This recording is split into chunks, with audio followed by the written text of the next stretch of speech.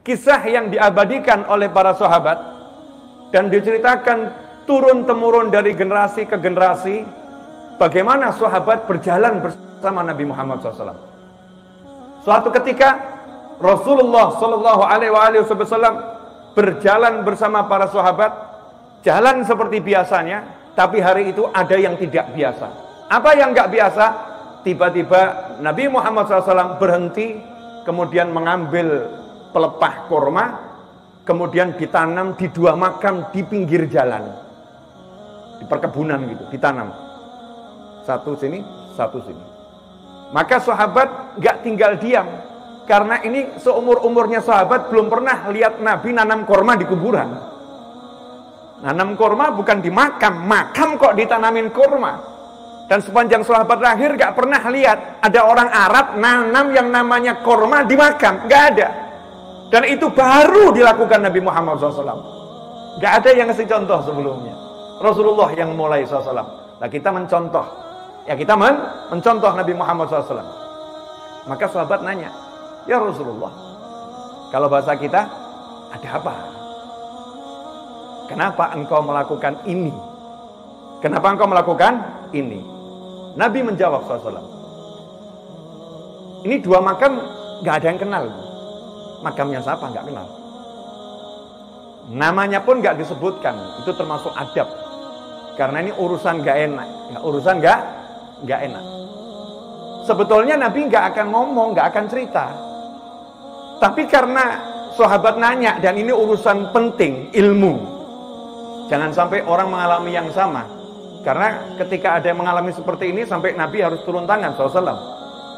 Rasul pun menyatakan, kedua yang dimakamkan di sini la yu'adzaban, pakai lam taukid, sungguh sedang disiksa.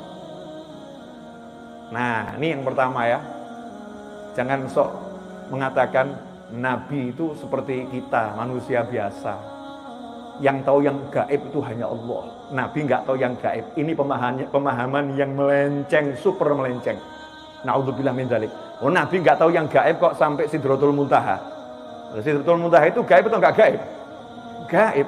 Nabi nggak tahu yang gaib kok sampai langit yang ketujuh. Nabi nggak tahu yang gaib kok ngobrol dengan Anbiya wal Mursalin yang sudah wafat semuanya. Ya, di Masjidil Aqsa. Nabi katanya nggak tahu yang gaib, tetapi sudah ngomong tentang ciri-ciri kiamat, dan semuanya itu terjadi satu demi satu. Itu yang gaib, nggak kelihatan. Nabi nggak tahu yang gaib, tapi Nabi mengatakan SAW, keduanya lagi disiksa di kubur. Ini kuburan, itu suatu yang gaib. Jadi jangan mengatakan tidak mengetahui yang gaib kecuali Allah. Betul, nggak ada yang tahu yang gaib kecuali Allah dan orang-orang yang diberitahu oleh Allah. Itu tafsirnya. Penjelasannya begitu. Makanya jangan asal comot hadis, jangan asal comot kalamullah, kemudian kita terjemahkan lewat akal kita sendiri, sesuai nafsu kita sendiri, diancam oleh neraka. Na'udzubillah min dzalik. Rasul ngasih informasi sesuatu. Ini keduanya lagi disiksa. Dan disiksanya bukan karena dosa besar. Disiksanya bukan karena dosa besar. Nanya sama ulama, emang benar bukan dosa besar?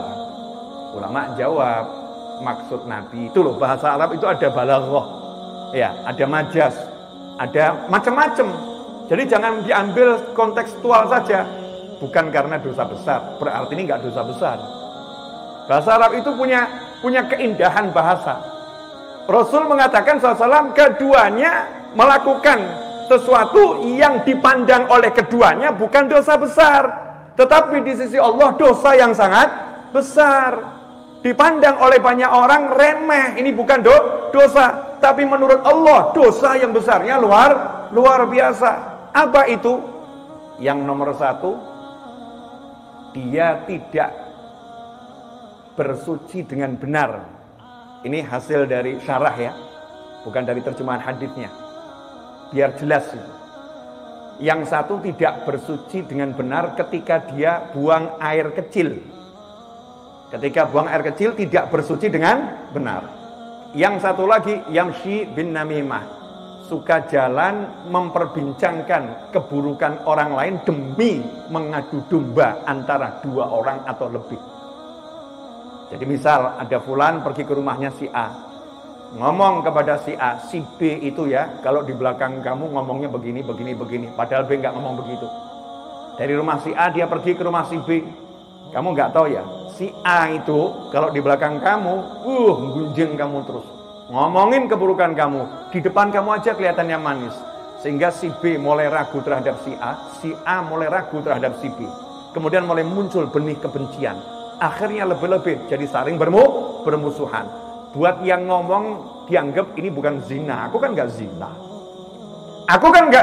aku kan nggak korupsi, aku kan nggak mencuri, aku kan tidak menodai kehormatan orang lain, aku tidak, cuman lisan kok kecil. Tuh, yang zina itu dosa besar, zina, mencuri itu dosa besar. Ini cuma mulut saya pakai.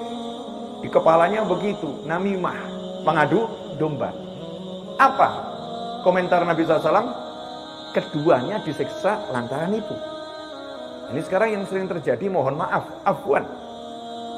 Saya ini kan bisa dikatakan sopir. Hidup saya di jalanan. Dan kalau kita masuk satu tempat untuk istirahat, biasanya kan mampir ke toilet.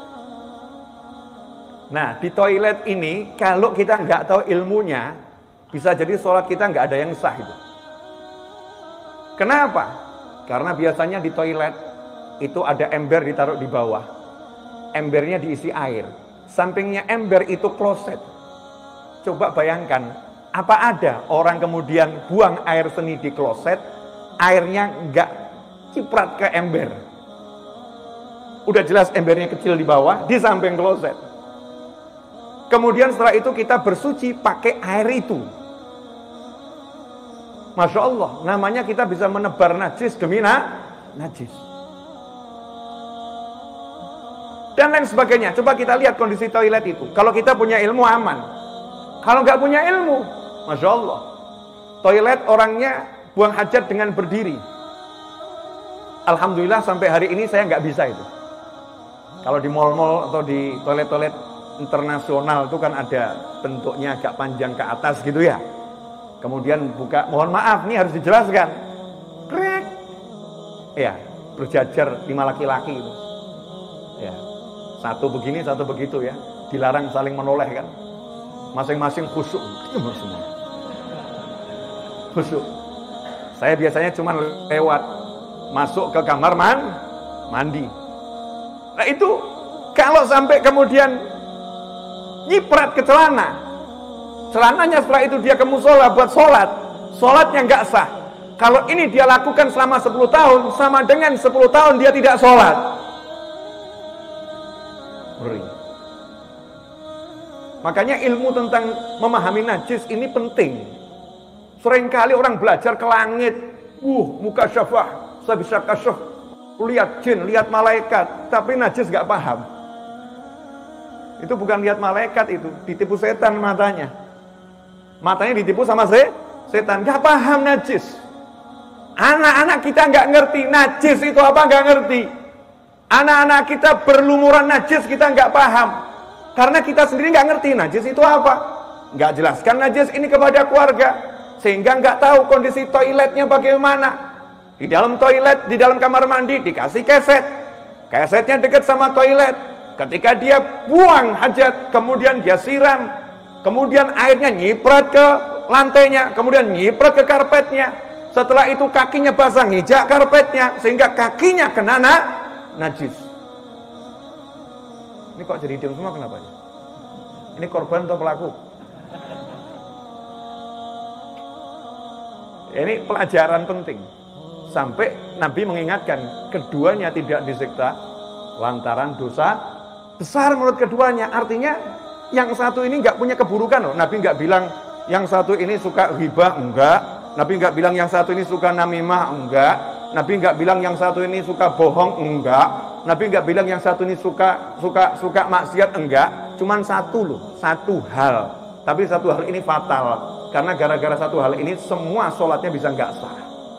Yaitu dia kalau buang hajat, buang air seni, dia tidak tuntaskan. Sehingga masih tersisa di alatnya Ketika dia pakai celananya nanti netes di situ dia pakai untuk sholat. Masya Allah.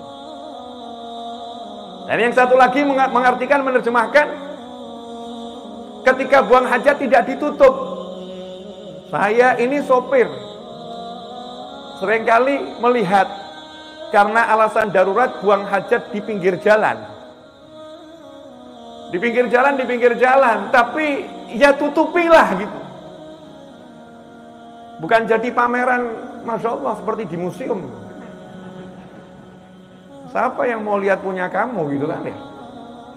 Tapi gak boleh ini oleh Allah Ta'ala, gak boleh oleh Nabi Muhammad SAW. Meskipun kamu di tengah padang Sahara sendiri, gak ada orang lain. Jangan mengatakan gak ada orang kok.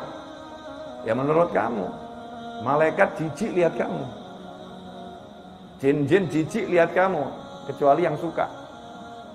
Berarti yang jelek ini yang suka. Nempel tuh nanti yang jelek-jelek. Naudzubillah min dzalik.